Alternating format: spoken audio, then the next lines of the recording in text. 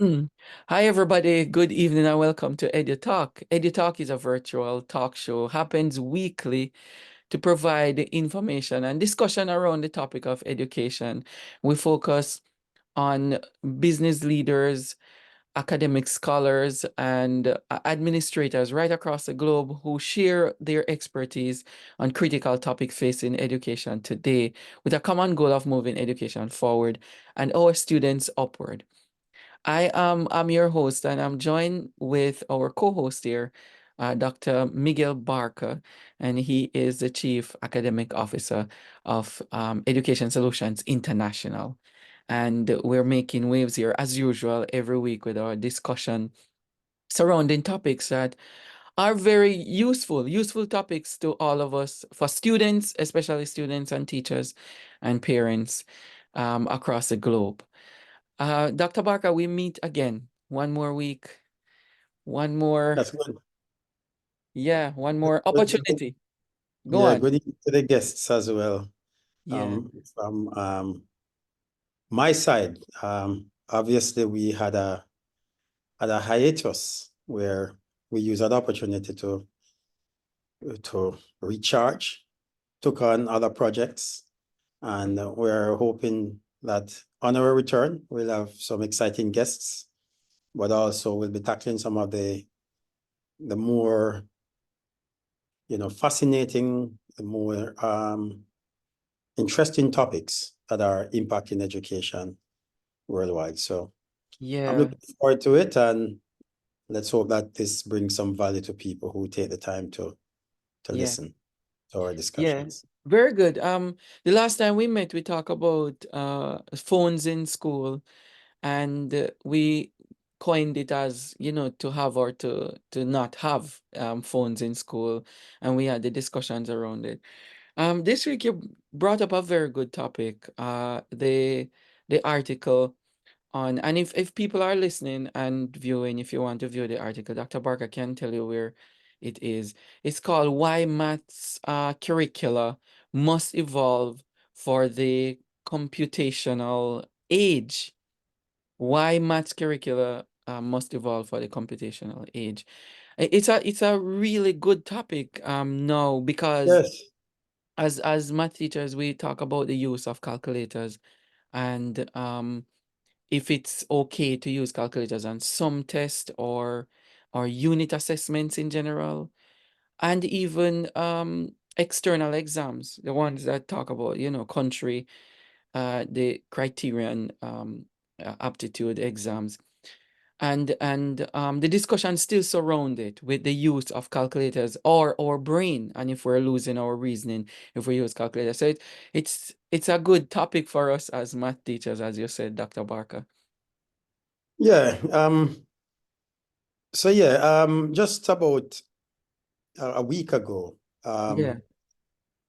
Conrad Wolfram, who is the co-founder of Wolfram Research, which, anyone who is in mathematical education, particularly certainly at the further education level, and definitely at university level, will be familiar with the Wolfram program. Now, the Wolfram program provided, exceptional assistance for students and teachers perhaps as well.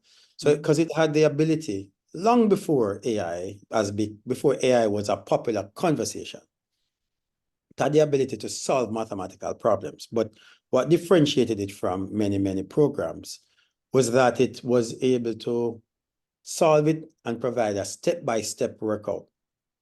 And a lot of teachers and students had become reliant on it. And to many extent, it felt more like a training program for math learners rather than a tool. Because in itself, it was a step forward from what a calculator was required to do. And you have to remember that when the calculator came out, it was heresy, right? It Yeah, was yeah, like, how are yeah. people going to learn to add and subtract and multiply? And the way that governments responded to that was simply to have a non-calculator paper and a calculator paper, so that there was still an incentive for people to develop what we call rudimentary manual calculating skills, because otherwise people might not. And so the calculator was revolutionary when it came. And then Wolfram was revolutionary because it was a step change from what the calculator was able to do. It was available on the net, and I think it was free for a long time. And then schools would pay for subscription and had school license and stuff like that. So what he was saying is that given the advancements that we're having right now in technology, certainly the computational age, and now with the introduction of AI, which has shaped the conversation for the past 2 years, in not just in an exponential way, in the sense that what we're seeing is perhaps, is there a limit to what AI can do? So his big question is, are curriculums fit for purpose, given what we can do now with computers? And whether it is worth us wasting time having kids to work out longhand problems that they can type in a calculator. So I don't know your thoughts, Dr. Dice. I think this is an interesting topic, right? It's very, I love it. I would love to hear your thoughts. Yeah, well, I split kind of 50-50 where calculators, as a math teacher, where calculators concerned, because I see the need. All right, on one hand, I see the need for students to use their brain for reasoning ability. And I see the need also on the other hand to compute large numbers and large decimal numbers. If we look in the classroom, there are certain concepts that we focus on the students getting the concept, and if they understand the computation, then that's okay. You can go ahead and use a calculator, because I'm not checking for computation as such, but for you to reason through the problem through a procedural format and get to a solution that might be helpful in the real world. So yeah, you apply the device to get to a destination that will build upon your understanding of more, applying the understanding and using the device as an aid in the process. So that's where I am, where it's concerned. You're kind of sitting on the fence. I'm on You're the a math teacher. yeah, I'm on the fence. What do so this article was published in TES, Times Education Supplement, which is a major educational site over here in the UK. So that challenges a lot of things, but you seem to be sitting on the fence, and I'm wondering. Yeah. Let me say this. While you're thinking. Years ago, I would say I would never allow students to use calculators up to maybe 6th grade, right? I would never. But you caught me at a time where I said, after reasoning through different educational systems, and the public school system really drill you with And mostly. kill. Yeah, no calculators. And as you said earlier on, they provided 2 papers, even with CXC and other external examination in Caribbean or around the world. They have 2 papers. Paper 1 is multiple choice and so on. And then paper 2, you use your calculator. It's harder computations and so on. But after some years of experience, and now I'm sitting right where I think You have the grown. You have grown in yes, your yeah, right, philosophy of what learning right, looks like. right. You're saying you're a little bit more open to this discussion. Yes. You're a little bit more open. Can I Yeah, be a little bit of the so with this kind of question, I yeah, suppose the question that we'd have to be wondering, as we have already acknowledged, most governments are talking national finishing exams, yeah, end of compulsory education type exams. Most of those governments, what they do in order to not have this conversation, what we have said is that they put a non-calculator paper, which I suppose if a child is reliant on the calculator and as always use a calculator to compute, would struggle to do 27 by 45 because it's not immediately intuitive. And it is not something that I suppose I think we could agree that no matter how you use a calculator, you wouldn't ever develop. Could we agree on that? That yeah. if you never ever compute using your brain, while you might develop a high level of proficiency using the calculator to go faster and faster, I would think that you wouldn't intuitively understand that 27 by 43 is automatically this number unless you have the power of an advanced memory that Yeah, allows you to remember every. Would you agree that that I would be totally. Yeah, yeah. so? And even the concepts of negative numbers and so on, that's more pattern recognition. But as the numbers get bigger and bigger, if you have never really learned to compute, Yeah, very much would end up in a scenario. So I suppose that's the extreme, right? yeah, yeah. So if we're looking at the extreme, where a child is exposed to some conditions that they have never ever been taught how to compute, then they would lose those skills. They would definitely, yeah, yeah. The question is there a situation you can think of where right now in this world as we speak, where the absence of those skills, and this is a challenge to you now, Yeah, I yeah. would imagine a world where the absence of those skills would significantly affect. I mean, and I'm going to give the condition person does have access to the internet and have devices that can do things. So it's this world. I want you to think or maybe share a world that this lack of the ability, a child who has lived in that environment, never ever used his brain to calculate rudimentary algorithmic, operations, four operations, add, subtract, multiply, and divide. Can you think of a world where that would be a massive disadvantage? Or a situation where Yeah. that would be It yeah. significant? When you ask the question, it reminds me of, you see those people who go on, it's called Survival, this TV show Survival, where they Yeah. go on this island and they have little lizards and all the crocodiles and Oh yeah, so you're talking. I am a celebrity. Get me out of here. So I'm giving you a bush tucker trial. Yeah, yeah. To say, think back on a situation. Because when you're talking, it reminds me of my Sorry. grandfather.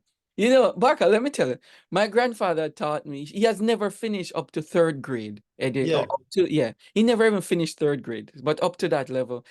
And the guy has taught me measurement by cutting wood. Where is the cut wood? Measurement, without a calculator and all of this, and then yeah, taught me mental math to calculate money by ignoring the decimal and then work out the whole number section and then estimate like the yeah. decimal if it's less than 50 cents or so on. And he was without a calculator. He has never used a calculator at all, and Wow. or any device. And every single time I teach like customary units of measurement like inches, yards, and so You on, think about it. yeah, think about him and I share his story because I remember when I was 6 or 7 and he was telling me all these things while we were cutting the wood. And I said, "How do you know this?" And he said he uses his the joint of a finger. One of the joints is about an average human adult is about an inch. And the yard runs from the back of your neck all the way down to the tip of your finger. Yeah. It's 1 yard and so on. And I used to use that to measure every single time I have I'm going out to the store maybe to buy a pair of shoes or so on. He would tell me about the foot and so on so it reminds me of him. When I think of what you're saying, fast forward the years after I ended up living in Tampa. And this girl, I went into Walmart one time because I saw a TV around after Black Friday, they care about the things. And I told him it was about 40% off the TV. And I said, I want that TV. It's about 55-inch TV at the time. And 55-inch was big at the time. You're just putting in flat screen TVs. And she was the manager and she has all these keys and walkie on her, walking around. And I said to her, I want the TV. And she said, oh, it's 40% off. Let me go and get a calculator and work out the 40%. At the time, it was a little over $400 for the TV. And I said, oh, that's so and so. And I work out it in my head. And I told her right away. And she said, how do you know this? How do you know? I need to go get a calculator. And she's the manager. She's the store manager. Yeah, And yeah. I said, listen, I just said, no, no, no. I'm gonna get a calculator. And I said, well, if you want to go get the calculator, you can, but it's around this. And I work out. I said, if you calculate 10%, 10%, 10%, 10 is very easy to calculate, or 20%, and then add another 20% or so on. It's easy, and it blew her mind. Long story short, blew her mind about this idea of oh my God, you could work this out in your head. So with your point, if I think about a scenario, I think of those times when, even in modern time, right now, 21st century, when you're quick on your feet, you forgot your phone in the car Yeah. or something, and you have to work it out. Just just estimate on the spot. It's gonna cause these young people, or older too, who rely on their devices a whole lot, not knowing about how much estimation about how much a thing would be on the spot. So that's what I'm thinking, when you're sharing. So you feel like we'd lose not calculating powers, but estimating powers. Yes, yes, thank you. Yes, the estimating. And then you use the calculator to be very exact. Yeah. So as up to now, you haven't given me a counter argument about why we wouldn't go this way. You've All given me right. a So case where you kind of say some scenarios, yeah, but yeah, I'm asking for a life-changing scenario, apart from an exam.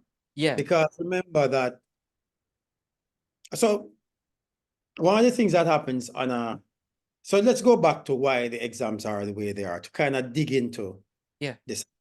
Mhm. So on a non-calculator paper, on a calculator paper, particularly what is tested is, they are tested on what is maybe considered to be basic numeracy skills or basic computational operations, like manipulating bad mass, and maybe, here or there it might throw in something kind of unique, talking about shapes and, length of sides and geometry. It delves Yep. into other things to Hmm. try and cover.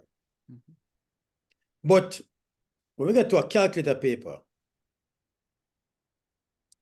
technically what we see on a calculator paper is the acknowledgement that you do have a calculator. So now I need to ask you higher order Questions. thinking problems. I need Yeah. to push you now because you're not limited by multiplying 43 by 27. Now, in a normal exam scenario where the focus of the paper isn't on thinking per se, what tends to happen is that the numbers that you get on the calculator paper are maybe requiring a calculator to do them, Mm-hmm.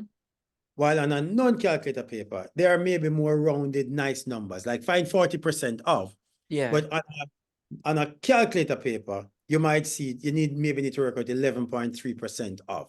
Yeah. Both Yeah. are the same procedures, but one of them is leading to that, to a more complex operation that will Yeah. effectively burn time, right? Rather And than, you have to interpret the and answer a so certain the way. focus on that paper Yeah. is on the interpretation. Now, Yes. Yeah. I'm beginning to wonder if governments have decided not to remove the calculator paper because they want to force the numeracy. Mm-hmm. Because ultimately, your best math students are going to be the ones who can interpret answers, right? Mm-hmm. And reason and solve difficult problems, but are not hindered by a basic calculation function. So I'm really wondering about whether there's merit in this. Now, obviously, I suppose the answer, do you think the answer is maybe we insist on a certain level of mastery of numeracy by a certain age, and then after that, it's do what you Yeah. need. What do you think about Yeah. that? Yeah. I think, yeah, you're right on the money with that. Where at a certain time, I think, and honestly, I'm murking the water here because of the experience that I've had with students over the years. And you have had this too. Where I'm just saying, um at a certain up to a certain age, then you need to develop a level of reasoning through content, and develop a reasoning through concept, the concept that you need to get.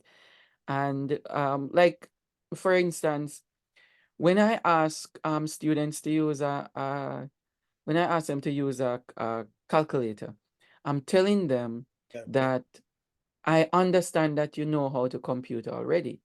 I want you to show me how you get to your solution. So even if they use the calculator, I know for a fact already that they understand how to compute up to a certain, yeah. So I believe to a certain age, then we need to What avoid, age? yeah, using What calculator. age? Um, I would say somewhere up to fifth grade, so 10, 11. I would say, because, and I might be prejudicial with age here. It might be more because some students take a longer time to develop maturity What would already. you say, like up to about age 10? Yeah, Yeah, we will have that discussion as well, right? About yeah, not everyone following. 10 doesn't mean anything in terms of, because yeah. kids can reach the same mental age Mm-hmm, for many reasons. mm-hmm, But mm-hmm. would you say that, say, up to about 10, students are banned from using a calculator? Yeah, I wouldn't say ban totally. You know what? Let's say they use they use their reasoning and then they check their understanding on the calculator. You know, something like that. Because let me tell you, right now I'm seeing students, and this is happening as we speak right now, Yeah. this year.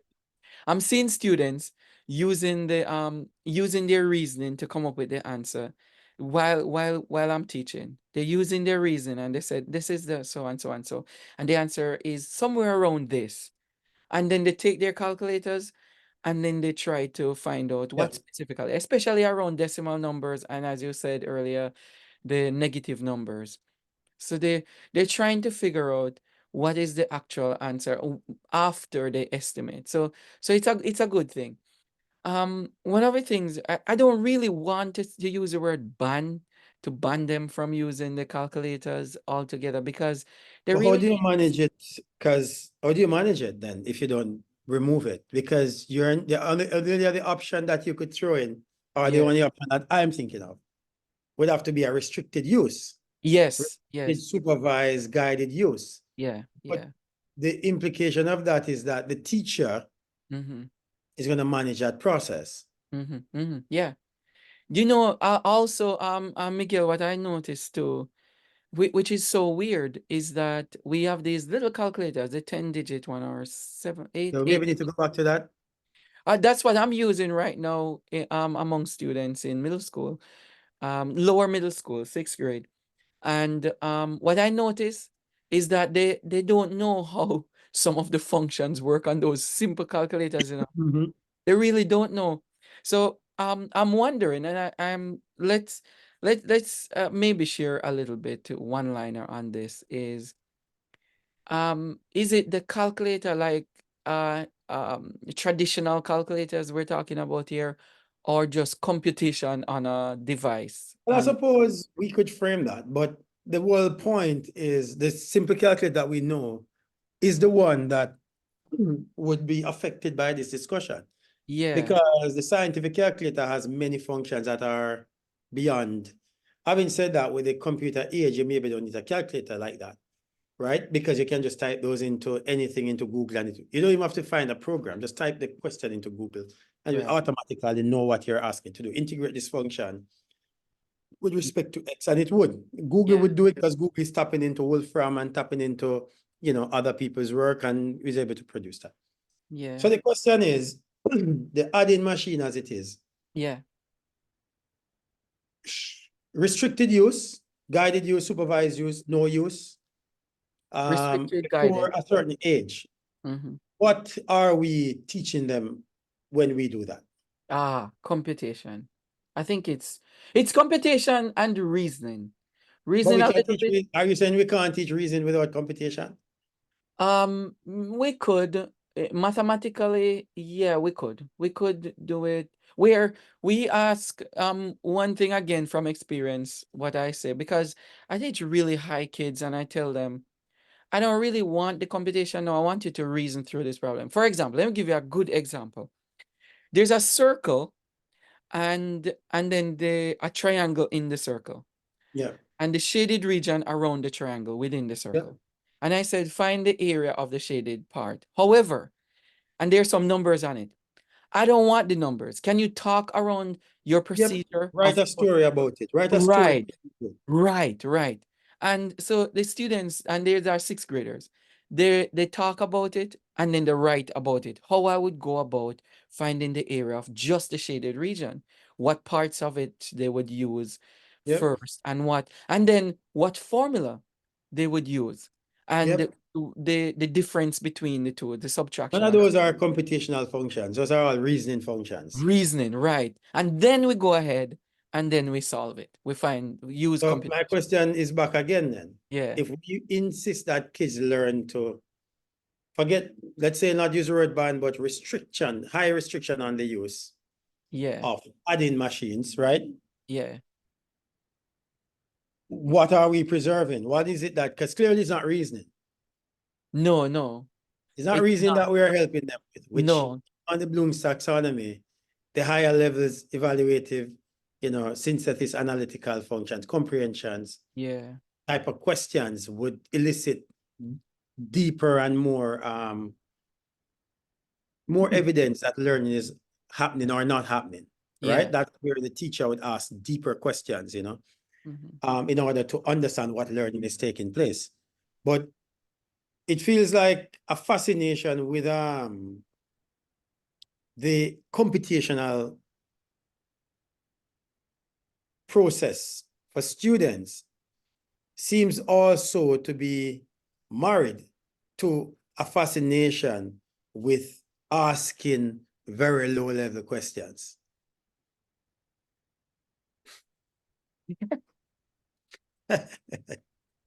That is a serious problem that we're in if we are focusing only on the lower end. And Because as it steps out of my ability to compute, yeah, the teacher is asking more evaluative questions, right? More analytical, more synthetic type questions, which your mathematical ability, that is a genuine question I'm asking. Is your mathematical ability in order to answer those questions, is it inhibited because you might not be able to add, subtract, multiply, and divide? yeah. Is it? But it's a What do you think? Might mm, it be limited? it might be, yeah. So why? Why would it? What, as a math teacher, you and I are a math teacher. Mm-hmm. What limitations would a student be exposed to if the teacher wanted them to do higher level reasoning and Yeah, higher level, thinking questions, but the child isn't able to do 6 by 5 on yeah. a calculator? Man, that's really it's a problem for You the can't do 6.5, sorry, without a calculator. yeah. That's um hmm. Maybe they could draw their thinking, like draw little blocks to show or change it into Yeah, fractional. well, I suppose my question is the child's inability to do 6 times 5 in their head, or even have a concept that I can do 6 times box of 5 and add them by repeated addition? If the child cannot do that, but they face a problem that is reasoning level, like your circle problem, that doesn't have any numbers on it, Mhm. right? And Mhm. effectively, you might want them to name each region A, B, C, D, and E.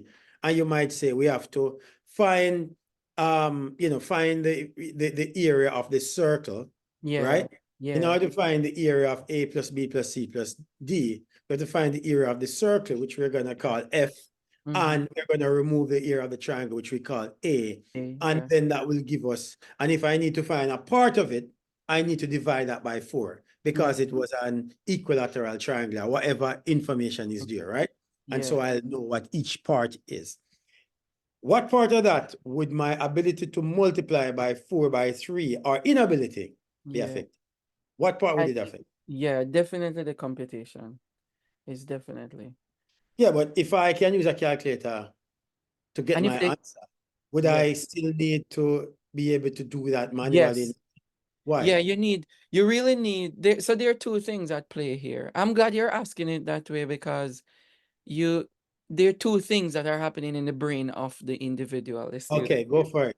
Yeah, one of them is how it's kind of like a GPS. How do I get from point A to point B? How do I get to apply myself and apply the strategies to get from what the information I have to get Yeah. to the solution?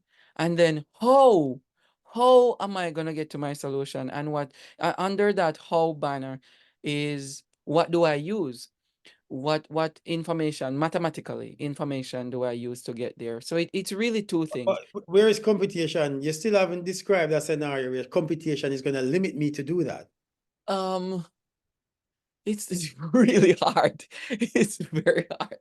So I'm challenging it, because I somewhat Yeah, want to understand as a math teacher. I'm thinking hard, right? With you, I'm yeah. not asking only because I need the No, I questions. know, I know. It's very hard. It's But very I'm challenging you as a math teacher because I want you and I to learn through the conversation, right? yeah, yeah, And I'm trying to figure out if I wanted I'm saying with the problem that you just outlined, yeah. the one where the circle is on the board and let's say a square is cut out of it and you Mm, want the shaded portion. And that's the reason is obvious. They're going to have to know that you find the area of the bigger part yeah, and then find the area of the smaller part. yeah. And whether those numbers are complicated to multiply is not important. But I'm trying to figure out in crafting a response to that as a thinker, where would my lack of ability to compute inhibit my ability to see that response, see Mm, that solution? Where? Where might it inhibit my ability to see that I need to take the smaller thing from the bigger one? hmm. That's a good one. I've never encountered that, to be honest with you. Never. Um, Because do you think then, we tend yeah, to wait to ask kids these questions when they have demonstrated through the years of rigorous school, yeah. can now do area of circle and all that. But as technology is less about, the use of technology is just about knowing. All right, let me back that up. So do you think then, let's go back. Let's say in grade 1, Mm-hmm. we had a goal as a school that students in grade 1, let's say age 5, age 6, they are able to look at that problem Mm-hmm. despite the ability to calculate an answer, but they understand the thinking that is required in order Yes, to come up with a response. yes, yes. Would that be too hard for a grade 1, grade 2 student to be taught, not the math, Mm-hmm. Mm-hmm. the thinking? Yeah, good. That's a good one. No, it wouldn't be. It would be, you could teach it, right? You could teach it because I You did could that teach you with my thinking, daughter. right? You Yeah, could teach you thinking. yeah. Now, one of the things that we say that mathematics do in schools Mm-hmm. is to teach thinking. The question we're having right now, and maybe the reason, and we can leave it there, Yeah, and is it's a we very are good. asking, is mathematics about the teaching of computation Yeah. or the teaching of reasonability? Because if it is reasonability, we're always putting reasoning after we think their computational skills are Yes. ready. Yes. Yes. When, That's true. if thinking is the goal, and I'm sure you heard me do some presentations where we talk about these things, Yeah, right? yeah. Thinking Yeah. is the goal. Yeah. Why don't we just teach you thinking in the first place? Yeah. Why don't we teach Yeah. the skills that the kids need rather than thinking that it's a natural outcome from doing a lot of math problems? You know what I think too is, and you're right, because there are two parts to it. What I think of too is when students say, especially about algebra, when am I gonna use this? I don't need it. I don't need it in my real life. Why do I have to do this? So you're teaching them And how to think. yeah, and that's what I'm saying to them. I said, it has nothing to do with the algebraic mathematics itself, the numbers. It The has to way do your with, brain is being. yeah, how you reason. So And why not? So, all right, let's pause there, because if you yeah, feel that the thinking skills that you are trying to develop through algebra, yeah, right? Because I can tell you, every math that I solve or anyone needs to solve in high school is solvable by simply plugging numbers into an equation, yeah, yes.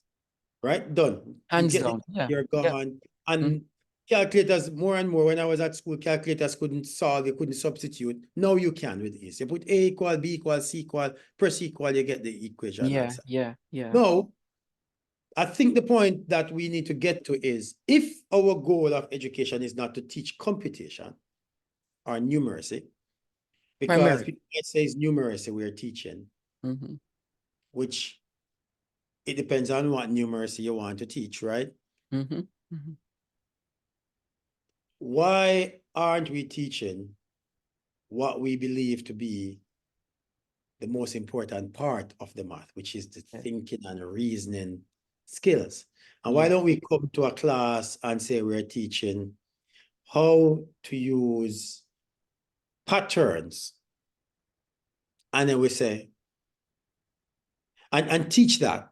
Mm-hmm. How do you teach that? What situations do you put students in that forces them to demonstrate to you that they are developed that capacity to think in that Yeah, way, yeah, yeah. despite, Mm-hmm.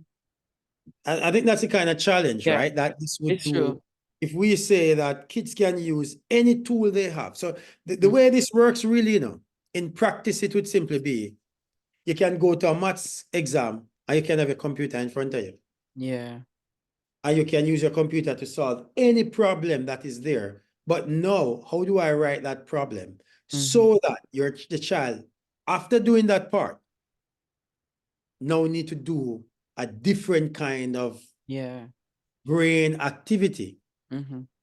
to demonstrate a kind of learning that we Yeah. believe. And even to apply what they just did. So it's a Exactly. multi-step approach to learning. But we Instead of, are yeah. but we are inhibiting students who have struggled with algebra, Mm-hmm. maybe dyscalculia Yeah. students, ADHD students, because we are saying that you must learn to do these computational Yeah. steps before you can learn to do these things. I Mm-hmm. was driving in my car today with That's my true. son. He's quite okay with math, but we were discussing math and he was asking me something about slope. Mm-hmm. And I ended up, he's 13. And we ended up having a conversation. I looked at calculus. And immediately could understand the concept of that the gradient and the parabola or any shape changes Mm-hmm. Mm-hmm. as in comparison to a straight line. And he could understand, he could bring in the idea of the turning point, you know, and what that Yeah. could mean. Now, we wait for a long time to get students to get to that point. They have Yeah. to do that math. But the concept of a turning point is important to even a business owner, that if you keep putting money in, it might not very well, or putting hours in, it might very well lead to a point where you get a negative return because there's a turning point. You'll Mm-hmm. get the value up to a point, but then it changes Mm-hmm. unless it's a linear function, which nothing in life is, nothing. Yeah. Yeah. Yeah. So could we have those conversations, and then what are the implications? How much before? You can still use numbers to do it, but Yeah. But you're, reason first. you're developing not the basic functionality of the brain. I believe this is an argument for using the brain more powerfully. Yeah. I believe that too. Like, Yes, you that know, is my, so on that note, I agree with Conrad Wolfram. That's my yeah. point, that we should seriously consider in this computational age what is considered to be the content Yeah. an articulated mathematics curriculum. Yeah. And what he's saying to when I browse through the article is to not focus too much on the computation part, but the interpretation of the question. Ask Yes, the yes. question and how you interpret it so that you get more, what you just said, more reasoning out of it and more discussion around the solution. And that will We provide can do process. that from very early. Yeah. It would change if mathematics is in the curriculum.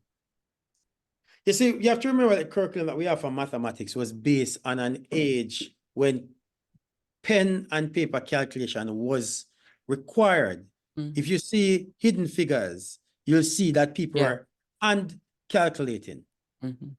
because that was what was needed. Yeah. Yeah. Yeah. Now, that's a long time ago.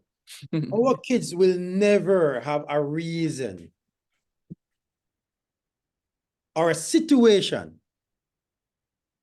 that they couldn't resolve very quickly. Mhm. Even if they go, someone say, what is 5 times 8? And they go, I have no idea. They'll go, okay, let me just check. Yeah. And it's done. It's 40. What's the problem? You did it faster than me, but what's that? Yeah. Yeah. Because ultimately, I think the argument is that the brain doesn't really develop as a like, you must train the neurons in order to do computation for the neurons to then be able to think.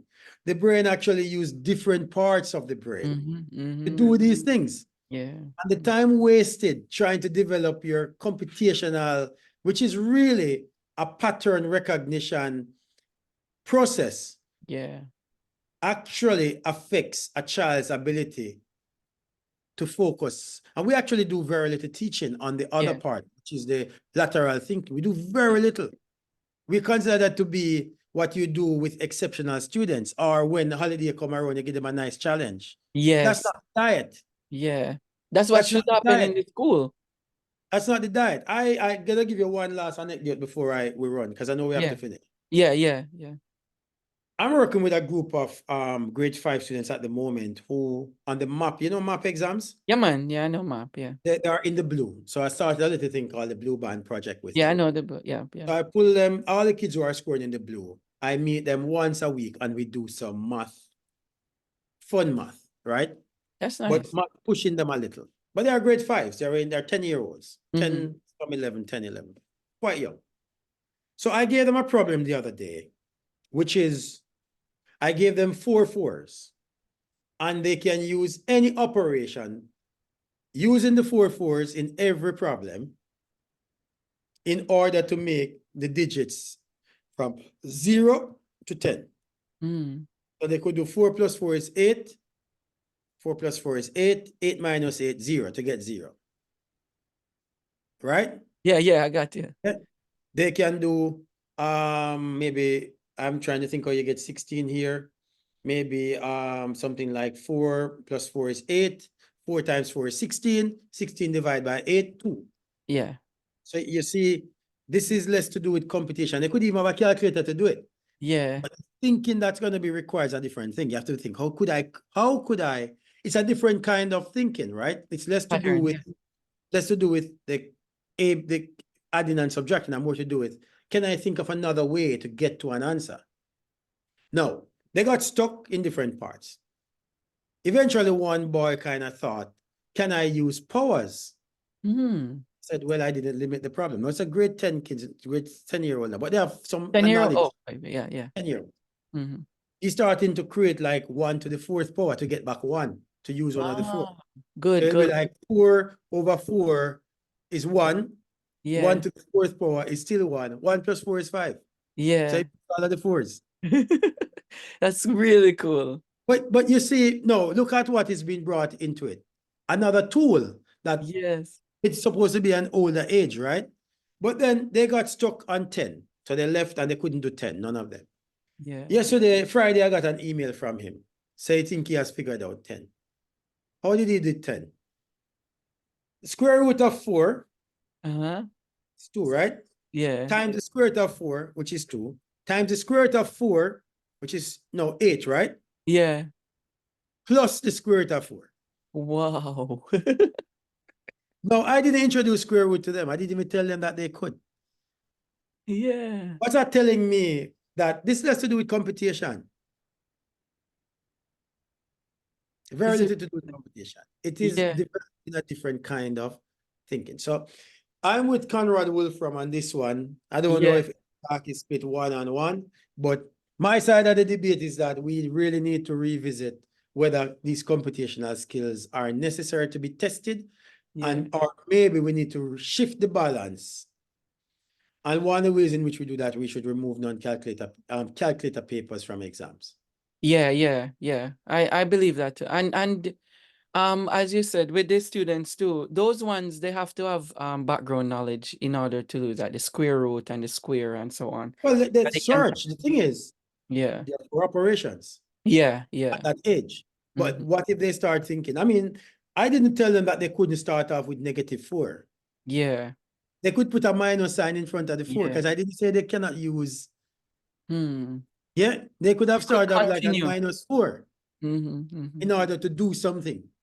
Yeah, Yeah, that's powerful. It's powerful. I am not limiting that. I am not limiting that. But they still have to be thinking Yeah, about yeah, what could I yeah. do? What could I do? It's less to do with computation. Mm-hmm. Anyway, It's pattern. Yeah. Very good. I think we can leave that one with the Yes. Thank you so much. It's very food for thought. Very powerful. Thank you, Dr. Barker. Viewers, we will see you next week with another episode of EduTalk. yeah, we'll bring another interesting topic and discuss. Yeah, very interesting. Talk to you soon, everybody. Walk good. Bye. Yeah, bye.